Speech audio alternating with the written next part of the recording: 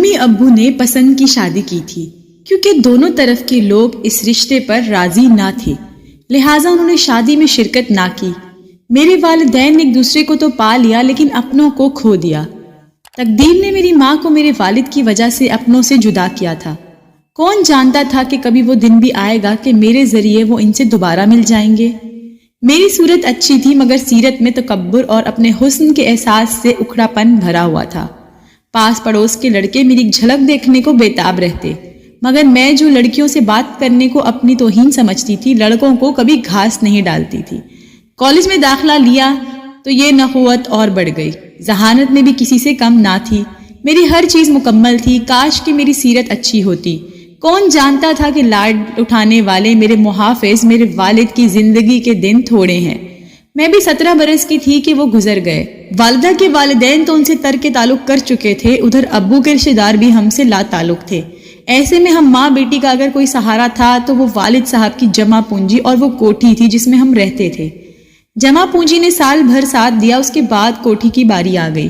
امی نے اس کو فروخت کر کے چھوٹا سا 2 کمروں کا مکان خرید دیا تاکہ سر چھپانے کا ٹھکانہ رہے۔ باقی روپیہ بینک میں جمع کرا دیا تاکہ زندگی کی گاڑی کچھ عرصہ آگے رواں ہو اور میں بھی سکون سے تعلیم کا دور مکمل کر سکوں۔ کالج کی تعلیم ختم کر کے میں یونیورسٹی پہنچ گئی۔ میری عمر اب 21 سال ہو چکی تھی۔ یونیورسٹی میں بھی کسی کو خاطر میں نہ لاتی سوائے ایک لڑکی کے، کسی کو دوست نہ بنایا، لہٰذا یہاں بھی مغرور مشہور ہو گئی۔ ہماری کلاس میں عامر نام کا ایک لڑکا بہت شائستہ اور مہذب سمجھا جاتا تھا۔ ایک بار ہم پکنک پر گئے تو وہاں اس نے مجھ سے بات کرنا چاہی۔ میں نے لفٹ نہ دی مگر خدا کی کرنی کہ میں لڑکیوں کے ساتھ ہنسی مذاق میں مشغول تھی، اچانک میرا پاؤں پھسلا اور میں گہرے پانی میں گر گئی۔ تبھی عامر نے دریا میں چھلانگ لگا کر مجھے ڈوبنے سے بچا لیا۔ وہ ایک اچھا تیراک تھا۔ کچھ دیر بعد جب حواس بحال ہوئے تو سب نے خدا کا شکر ادا کیا۔ ہمارے اساتذہ کے بھی پسینے چھوٹ گئے تھے۔ یہ ایک معجزہ تھا کہ میں بچ گئی تھی۔ اس واقعے سے میرے دل میں عامر کے لیے نرم گوشہ پیدا نہیں ہوا۔ اس دوران میرے لیے کئی رشتے آئے۔ عامر نے بھی اپنی والدہ کو 3 بار رشتے کے لیے بھیجا لیکن میں نے ہر رشتے سے انکار کر دیا۔ عامر کو میرے انکار سے بہت دکھ ہوا۔ ایک دن اس نے یونیورسٹی میں انکار کی وجہ پوچھنا چاہی تو مجھے غصہ آ گیا۔ میں نے قہر آلود نگاہوں سے اس کو گھورتے ہوئے کہا کہ تمہارے جیسے تو میرے گھر کے دربان ہیں، میں تم کو اپنی جوتی کے برابر سمجھتی ہوں، آئندہ میرے گھر رشتہ بھجوانے کی جرت نہ کرنا۔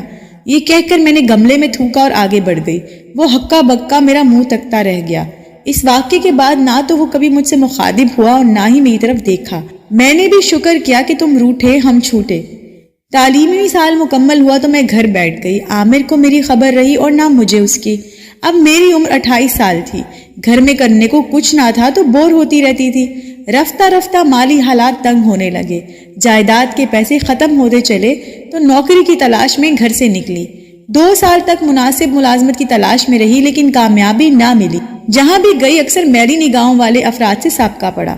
سخت ذہنی کوفت کے ساتھ گھر کو لوٹتی تو کئی دن دہلیز سے باہر قدم رکھنے کو دل نہ کرتا۔ اب تو میرے لیے پہلے جیسے اچھے رشتے بھی نہیں آتے تھے، اگر آتے بھی تھے تو شادی شدہ اور عمر رسیدہ مردوں کے جو دوسری یا تیسری شادی کے آرزومند ہوتے تھے۔ ایسے رشتوں کو میرا ذہن قبول کرنے کو تیار نہ تھا۔ ایک روز جب گھر میں راشن نہ تھا اور نہ پیسہ، بہت افسردہ بیٹھی تھی کہ اخبار میں ایک ایڈورٹائزنگ کمپنی کا اشتہار دیکھا۔ ایک کمپنی کو لیڈی سیکرٹری کی ضرورت تھی۔ دیے گئے پتے پر گئی تو چپڑاسی نے مجھے بتایا کہ ابھی تھوڑا سا انتظار کر لیں۔ میری نظر اچانک صاحب کے کمرے میں دیوار پر لگی تصویر پر گئی تو بھوکھلا گئی۔ یہ عامر کی تصویر تھی۔ فوراً کرسی سے اٹھ کر کمرے سے باہر نکلی تو سامنے عامر آتے نظر آ گئے۔ وہی عامر میں نے جس کی بے عزتی کی تھی، وہی انسان اب دروازے میں کھڑا تھا جسے دیکھ کر میرے اوسان خطا ہو گئے تھے۔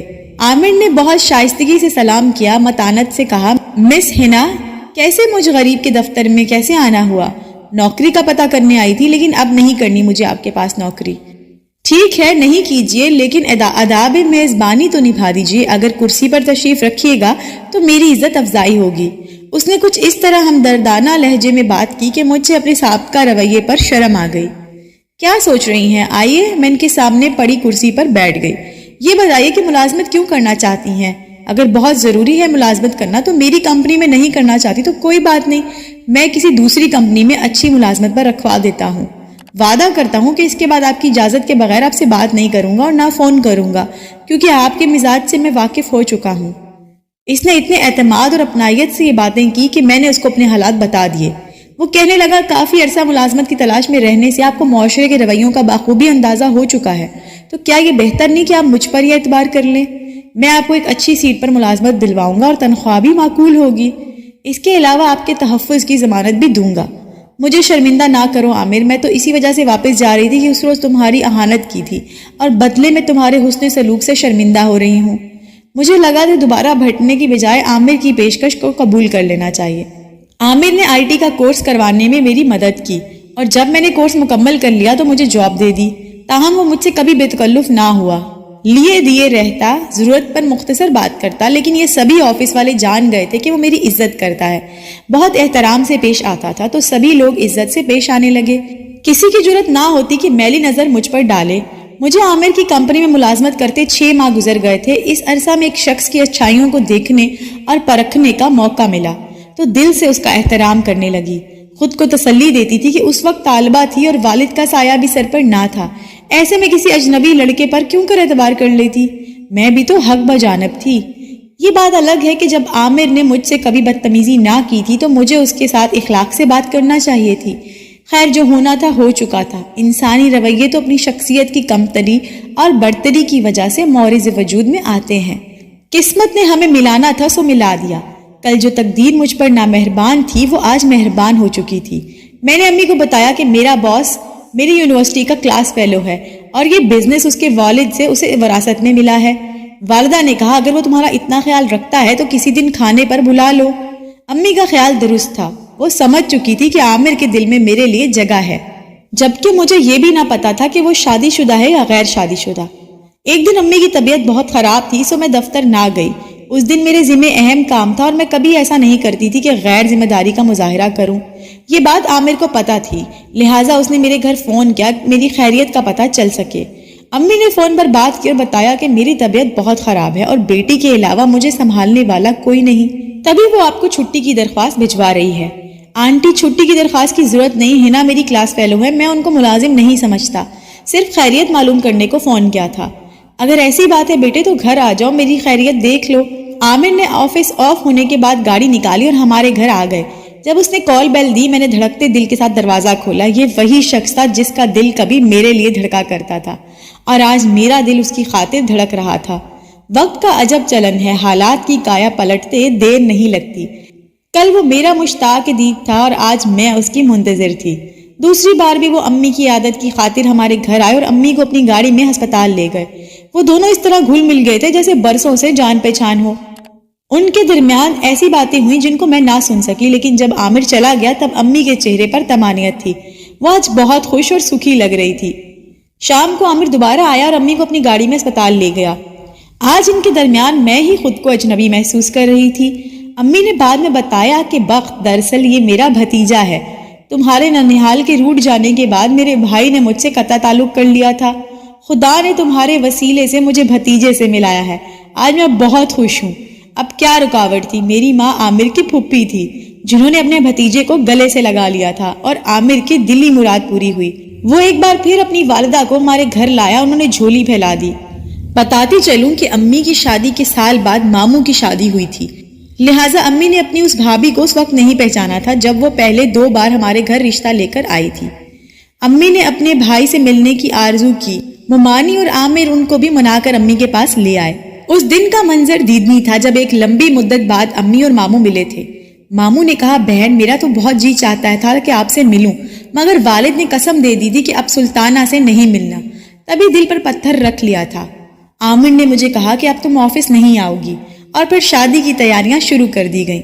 میری شادی دھوم دھام سے عامر کے ساتھ ہو گئی، جس میں دونوں خالائیں شریک ہوئی۔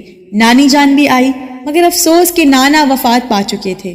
اس طرح میری ماں کو مدتوں بعد ان کا میکا اور مجھے ننیحال کا دیدار نصیب ہوا۔ جب سالوں بعد بھائی بہن گلے ملے تو والدہ کی آنکھوں میں خوشی کے آنسو تھے۔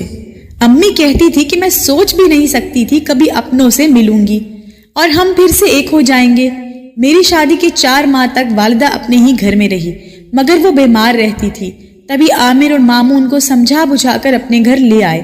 یہ وہ گھر تھا جن میں نانا کی طرف سے ان کا بھی حصہ بنتا تھا۔ ماموں نے وہ حصہ ان کو دیا تو وہ سکون سے رہنے لگی، لیکن یہ حصہ بالآخر تو واپس عامر کے پاس ہی آنا تھا۔